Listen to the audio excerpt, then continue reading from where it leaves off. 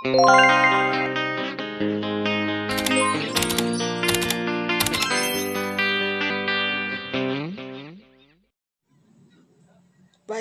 saya Sylvia Ramayani dengan NIM 2230103073 akan menjelaskan tentang kebijakan Kampus Merdeka dan Merdeka Belajar.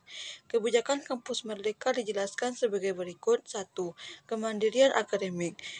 Dengan kebijakan Kampus Merdeka, Kementerian Pendidikan dan Kebudayaan atau Kemendikbud ingin memberikan ruang yang cukup bagi perguruan tinggi Indonesia untuk beradaptasi dengan perkembangan zaman.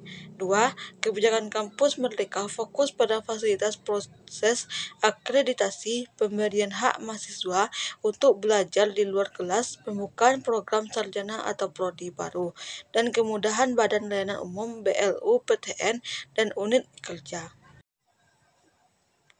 Unit kerja menjadi PTN Badan Hukum. Kemandirian akademik memberikan kebebasan kepada mahasiswa untuk memilih mata pelajaran atau program studi apa saja, sedangkan fakultas dapat mengajarkan ilmu sesuai dengan keahliannya.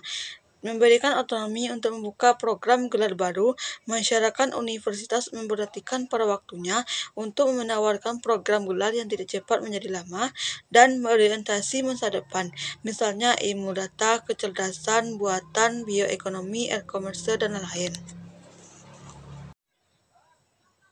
Kebijakan kampus mandiri yang dikeluarkan Menteri memuat 4 instrumen yang harus dilaksanakan perguruan tinggi, yaitu 1. Pembukaan mata kuliah baru rencana. Pembukaan mata kuliah baru adalah mata kuliah yang memenuhi kebutuhan saat ini atau yang akan datang. Kampus memiliki hak mandiri untuk membuka mata kuliah baru selama kampus tersebut memiliki akreditasi A atau B dan kesehatan. 2. Sistem akreditasi perguruan tinggi. Instrumen bentuk akreditasi saat ini bertujuan untuk dikaitkan secara global dengan kebutuhan masa depan mahasiswa dan lulusan atas standar internasional. 3. Perguruan tinggi negeri berbadan hukum. Hingga saat ini, khususnya perguruan tinggi negeri yang berstatus lembaga layanan masyarakat, membuat perguruan tinggi negeri semakin otonom dalam pengambilan keputusannya, dengan mengubah status universitas negeri menjadi lembaga hukum. Yang 4. Melakukan penelitian. Dalam hal penelitian jangka pendek, atau 1 semester sampai 1 tahun, laboratorium atau lembaga penelitian terkadang kekurangan penelitian. Mekanisme pelaksanaan kampus merdeka di Indonesia. Penilaian kompetensi minimum memungkinkan kita untuk memetakan sekolah dan daerah berdasarkan kompetensi minimum.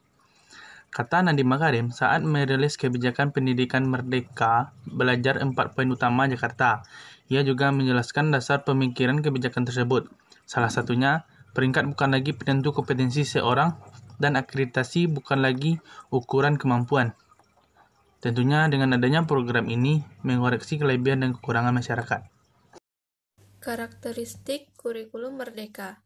Pertama, berkonsentralisasi pada hal-hal yang penting. Seperti yang sudah diketahui, kurikulum merdeka lebih menitik beratkan pada hal-hal yang hakiki, sehingga beban belajar pada setiap mata pelajaran berkurang. Yang kedua, lebih fleksibel. Kurikulum merdeka dinilai lebih fleksibel dibandingkan kurikulum sebelumnya. Dengan kata lain, guru, siswa, dan sekolah lebih otonom dalam melakukan pembelajaran di sekolah. Konsep dan rancangan manajemen kurikulum merdeka. A. Rancangan kurikulum merdeka di SD. Tingkat SD, SMP, SMA, kurikulum merdeka rencananya akan diterapkan di sekolah dasar, sehingga hasil belajar tidak terfokus pada membaca dan menulis, agar tidak membebani siswa. Dalam struktur pendidikan, tidak ada perubahan besar di sekolah dasar. Namun telah terjadi perubahan dalam bidang ilmu pengetahuan dan ilmu sosial. Keduanya digabungkan dan dikenal sebagai IPAS. B. Rancangan kurikulum merdeka di SMP. Pembahasan belajar merdeka memang masih baru. Banyak pihak harus menjawab.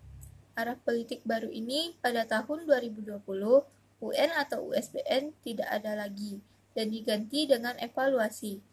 C. Rancangan kurikulum merdeka di tingkat SMA.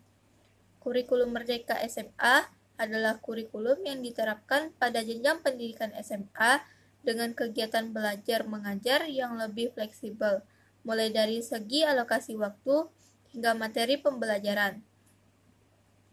Tetap fokus dan materi esensial pengembangan karakter dan kompetensi peserta didik.